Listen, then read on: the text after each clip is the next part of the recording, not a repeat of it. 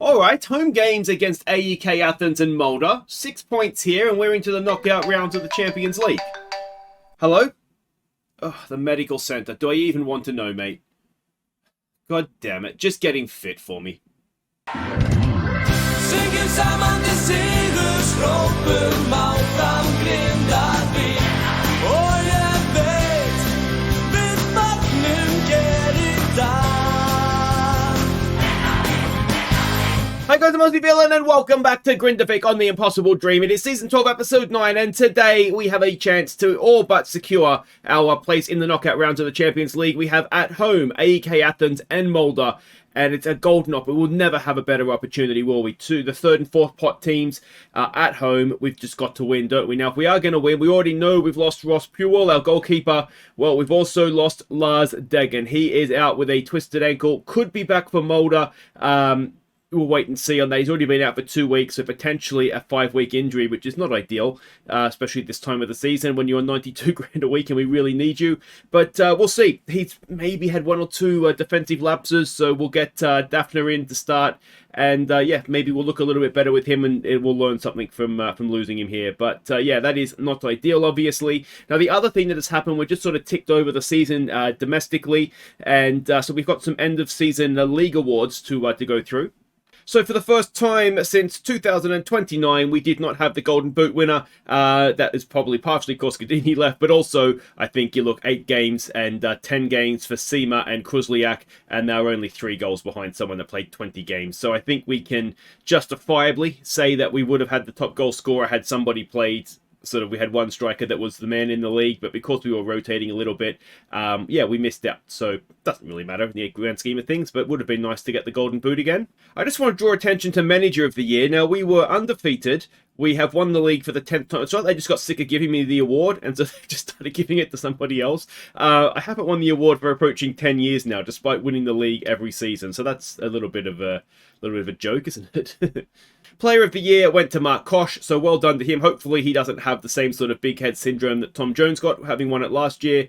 But yeah, I mean, it is absolute domination. That all the way back to Moa and Rocky were the guys that we've had winning it. Only one other, one non-Grindavik player has won it since Moa back in 2025.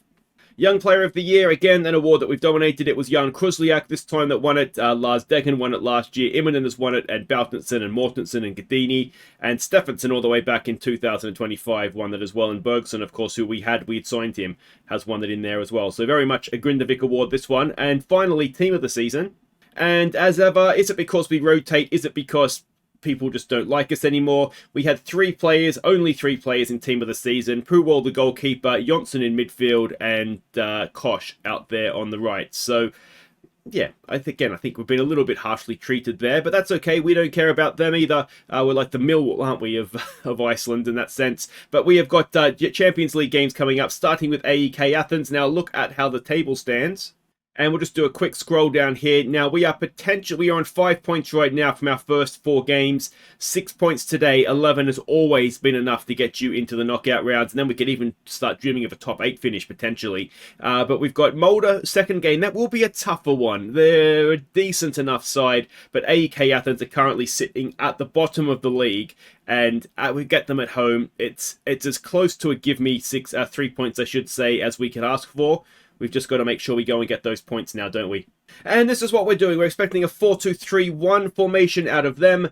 And the team that we are sending out, we're not setting Jefferson or whatever his name is in goal. It'll be Rafferson in goal. It'll be Giovacchini, Majoros, Daphne, and Volpez as the back 4. First time I think these 2 have played together.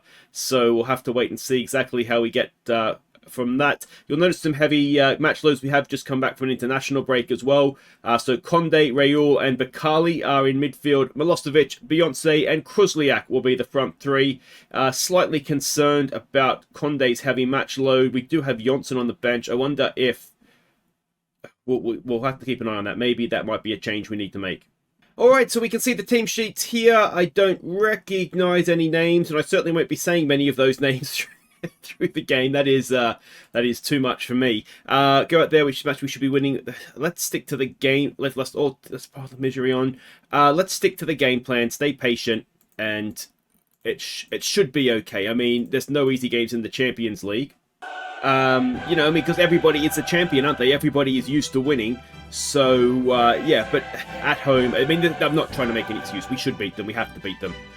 But, yeah, we'll see. And they've come out a little bit differently to what we're expecting. So we'll need to go and change the marking assignments. And I wonder, having seen that, if what we might want to do is push Bakali into a number 10 and just give, you know, that sort of 2 centre-backs and the 2 defensive midfielders a little bit of something to think about.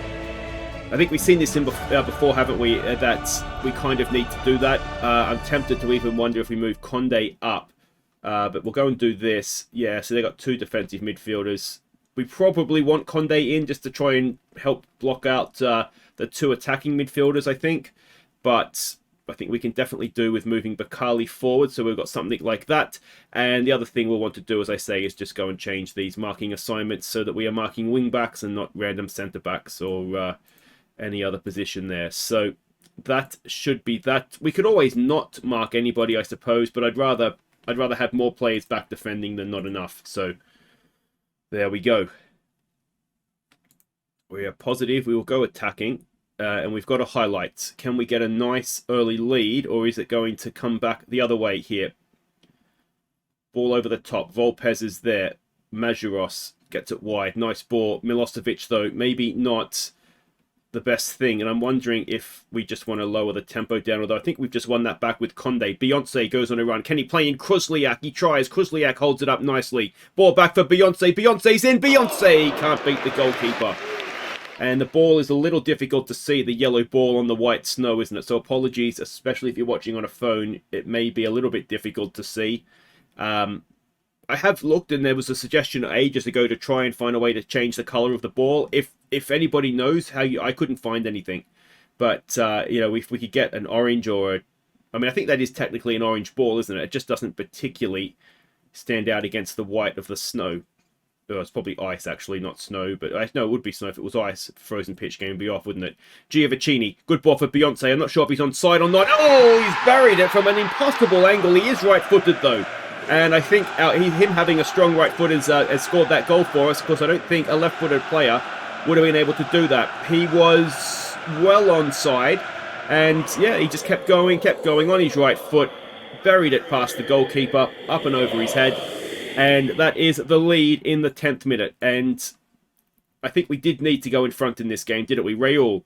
It's a header. It's off the crossbar, is it? It's away. Daphne is still there, has a go. And you wonder if that was one to sort of head back across the penalty area and see if there was somebody a little bit better positioned to score that. Raul with a ball into the box, though. Cleared away. Nods it down to Milosevic. Milosevic goes back for Daphne. Volpez looking for Milosevic. He might have been offside there. Ball is not... Oh, it's not the best header. The ball was probably fine. The header was a bit loopy and over the top. They haven't done anything yet in terms of shots on goal, so that's promising. Volpez with a cross in. It is just past from Kruzliak. We'll keep praising them. Kruzliak is now complacent. Perfect. We do have, of course, Sima on the bench, who we could bring on if Kruzliak has tried to demand more, maybe. And are they going to have a one-shot, one-goal situation going here? Come on, Rafferson, on your toes, mate, on your toes. That did not miss by much, did it? And Rafferson was just standing there and looking at it. So, a good first half, though we do want to be very careful here. Where's... don't... get complacent here, is as much as we've dominated the game, it is only 1-0. And we, as I say, do need to be a little bit careful here. Bakali in a number 10 role is not having a great game. So I wonder if what we could do then is switch these 2 around. Raul on support and Bakali as a just as an attacking midfielder, maybe. Let's try that. It might even be a case of... now, did Bakali have a heavy match load? He didn't. It was the other 2, wasn't it? Conde's now on a booking, so I think let's get Jonsson on for him. Let's praise them again. I'm not concerned about goal difference and that sort of stuff. I feel like it's just as long as we win. You'll notice that we've got the new stadiums opened as well as Beyonce. Oh, I thought that went in. The game tricked me. The game tricked me popping up the bloody substitution. Yeah, so we've got what should be a record crowd for us. Bakali's just not playing well. So we'll take him off now and we will get on Arneson, I think. So that's fine. And we will go from there. I would really like a second goal here just to prevent the old sucker punch. Volpez for, who's that, Bakali. It'll be his last action before he gets subbed off here. Cross comes in, it is a header and it's in, and it's Kruzliak. It says first of the season. That is because, as I say, we've ticked over in game. But it is now 2-0. We go to 12th in the standings. I've got a cat hair up my nose. And Volpez's cross in. It was a good one. And finally, Kruzliak has got on the end of it. Leaped like a Mexican jumping bean. I don't know if there's other jumping beans, if they are exclusively Mexican, but anyway, if you are a jumping bean expert, let me know. Hopefully that's not a discriminatory thing to say. I don't think it is, but maybe it is. If it is, I apologise. Giovacchini to Jonsson. Can we get a third? That would surely tie it up, and this time Kruzliak's over the bar again. But we're into stoppage time. Job done. 2 goals, 3 points, and 2.5 million, of course, we get for that as well. It's not the most convincing game. Other teams have absolutely belted AEK Athens, but as I say, all we needed was the 3 points. So there we go, up to 12th. Now, we have played a game more than some teams, but that is obviously where we would like to be. And with Molde to come, a chance to potentially move inside that top 8. I don't necessarily think that we would stay in the top 8, but you do never know. You either be there than not, wouldn't you? Volpez actually played quite well there, I thought. A couple of good crosses in. It's a shame that Kruzliak didn't have his goal-scoring head on. Anyway, guys, wait right there. Molde is next. Could we do 6 points in an episode in the Champions League? Okay, welcome back. We're getting ready to face Molde, and, well, the rumour is out. European champions Arsenal have offered me a job interview, which obviously we declined because we'd like to stay where we are. But yeah, that shows a little bit, I think, the job that we're doing, the progress that we're making, the fact that the defending European champions have come in for us. So, well done, us. But this is what we're here for. It is home to Molde. A win takes us to 11 points. Will almost certainly take us into the knockout rounds, so let's hope we can go and do that. We are expecting, again, a 4-2-3-1 out of them. Whether that's what we actually get, of course, we'll find out when we get there. The team, though, it is Rafasin in goal. It is Giovacchini, Daphna, Majuros, and Volpez as the back four. Now, Volpez and Conde as well are both a yellow card away from the suspension. We have Arsenal away next. We will probably lose that even with our best team, but the fact they've made me sack the manager means we could have a chance. But yeah, we just want to manage that, I think, when suspensions come. It's going to be Raul and Bakali in midfield. Bakali maybe on a little bit of a short rope, but we dropped him earlier on, and we struggle. Juventus, and we just didn't look good at all. So we'll keep faith with these three. It's Milosevic, Beyonce, and Kruzliak. They've done nothing to suggest that they deserve to be dropped, so they're going to keep playing. So here are the team sheets. Do we recognise any names there? Now you will notice that Degen is back on the bench. He has come back from injury, like literally today in game. So yeah, almost clicked without doing a team talk there, which wouldn't have been good. Home advantage is important. So let's make that count today. So yeah, let's see if we need him. Hopefully we don't. He's lacking match sharpness, and yeah, hopefully we can go and complete this home double with another win. It is Arsenal away and RB Leipzig at home are the 2 games that we have after this one remaining. I'm thinking... I'm trying to figure out when we do votes for Player of the Year. I don't know what's going to happen in this game, obviously. So if we win this game, then we can still have nominations because we'll be essentially qualified for the next round. If we don't win this game, then afterwards I'm going to have to put up the vote for your viewers' Player of the Year. So just don't miss that at the end of the game. There'll be that, and there'll be a link in the well, there may or may not be a link in the description. I guess I probably shouldn't have said that because now if you go and see if there's no link, it'll tell you what happened. But anyway, Milosevic headed away, and here we go on the break for Molde. We've got a lot of players back, and Bakali wins it back. Let's hope he is better today. When Bakali's on form, he's absolutely brilliant, isn't he? He just didn't quite show up last time. He's won that back again. Rayul with some space to work into. Kruzliak might be offside. VAR will check. But I don't think we should have too much faith in this one. I think he was offside. Is Grindavik going to be back? No. It did look offside, didn't it? I think the Rayul pass, he was kind of, I think looking for Rayul to pass it straight to him. When realistically, that Rayul did the right pass. I don't know that there was a particular pass on for it to go straight to Kruzliak, but anyway, that one's ruled out. We will try again. Kruzliak is now looking nervous. It's okay, mate. You found the back of the net. You did your job. And let's maybe try demand more. That's fired up 1 or 2. But Molde have possession, which is always troubling, isn't it? And Beyonce gets back nicely, wins that back. Conde to Daphne. Across to Majuros. Forward there for Rayul. Rayul gets it wide. Milosevic has got the overlapping Volpez. Can he use him? Wasn't the greatest pass, was it?